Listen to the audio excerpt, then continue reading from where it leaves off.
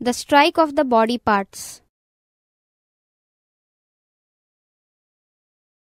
All the different parts of the body, hands, legs and everyone, they held a meeting. They were not happy with the system with which the body functions. Each part claimed its supremacy of hard work over the stomach's work. In comparison with the stomach, they felt they reaped fewer benefits. We are working day and night, and this rascal abdomen is sitting down and eating only.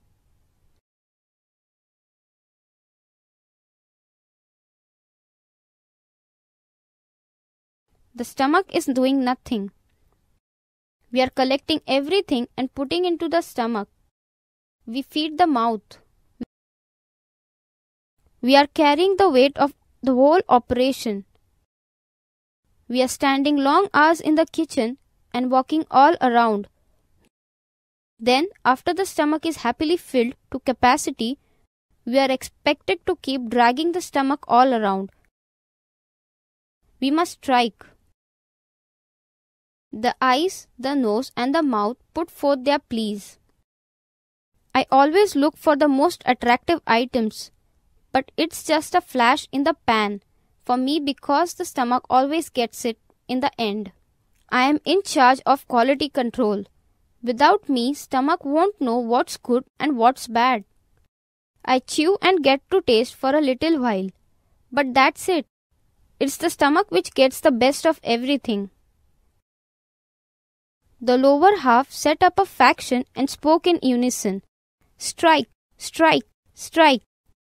They didn't get what they wanted. It was quite contrary. They all began to feel weak and shaky, but out of stubbornness, they continued their strike against the stomach. The legs refused to work for the stomach. I will hold myself away from all fragrant edibles. The mouth in protest remained silent and refused to chew anything. There was another meeting, for it seemed to them that the stomach, though not being fed, was still as fired up as always. It was as if the stomach was actually benefiting from the rest, while the other parts felt great fatigue. They all came to a decision in the meeting and agreed that the stomach must be fed. What is this? Why are we becoming weak? I don't mind doing my part as long as I get some energy back. We have to work to serve the stomach. It's the only way we can survive. Yeah, break, serve the stomach and break the strike. Let's break this strike. Just see what happened when we tried to enjoy by ourselves. Surrender. So the strike was called off when the body parts again took up their constitutional positions in service to the stomach.